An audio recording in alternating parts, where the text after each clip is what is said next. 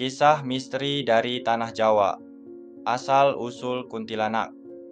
Di suatu masa, di Tanah Jawa yang kaya akan budaya dan mitologi, muncul sebuah cerita yang menggemparkan.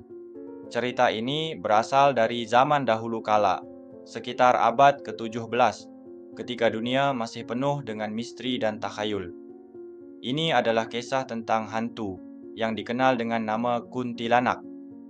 Nama kuntilanak dalam bahasa Melayu dikenal sebagai Puntianak, sebuah singkatan dari perempuan mati beranak, yang merujuk pada wanita yang meninggal saat hamil atau melahirkan.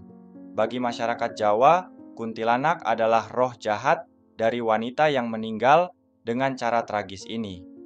Kisah-kisah tentang kuntilanak telah diwariskan dari generasi ke generasi menjadi bagian dari folklore setempat yang penuh dengan simbolisme tragedi dan kesedihan.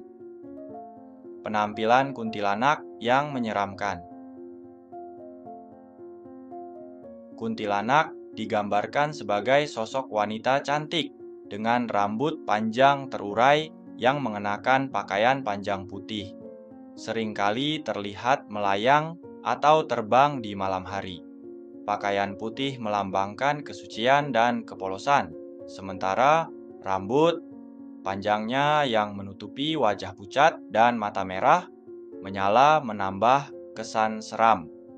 Dalam beberapa cerita, kuntilanak juga digambarkan mengenakan pakaian merah atau hitam yang melambangkan kemarahan dan kegelapan. Suara kuntilanak yang mengerikan.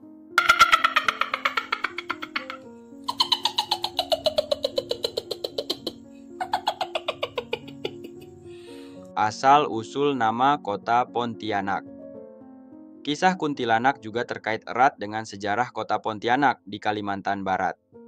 Pada tahun 1771, saat masyarakat setempat berusaha mendirikan kota di antara pertemuan Sungai Kapuas dan Sungai Landak, mereka mengalami gangguan dari suara melengking yang dipercaya sebagai tangisan kuntilanak.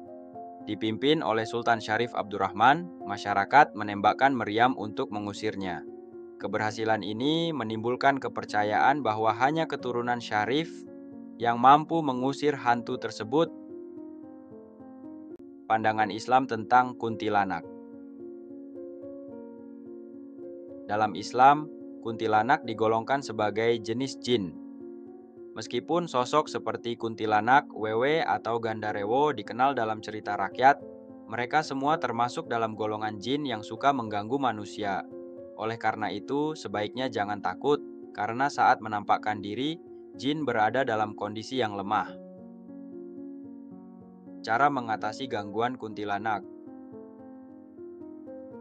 Ada beberapa cara tradisional yang dipercaya untuk mengatasi gangguan kuntilanak, seperti menggunakan daun kelor untuk mandi, atau menaburkan garam kasar di sekeliling rumah sebagai perlindungan. Selain itu, memperbanyak membaca ayat suci Al-Quran dan menjaga suasana hati tetap tenang juga dipercaya dapat mengusir energi negatif. Kisah kuntilanak, legenda yang terus hidup. Demikianlah kisah kuntilanak, hantu yang telah menjadi bagian dari sejarah dan budaya Indonesia. Semoga cerita ini dapat menambah wawasan dan menjadi pengingat bahwa segala yang gaib tetap dalam kekuasaan Tuhan. Jangan lupa untuk like, subscribe, dan nyalakan notifikasi agar tidak ketinggalan cerita seram lainnya. Oke, saya Andre, saya pamit undur diri. Sampai jumpa di episode berikutnya.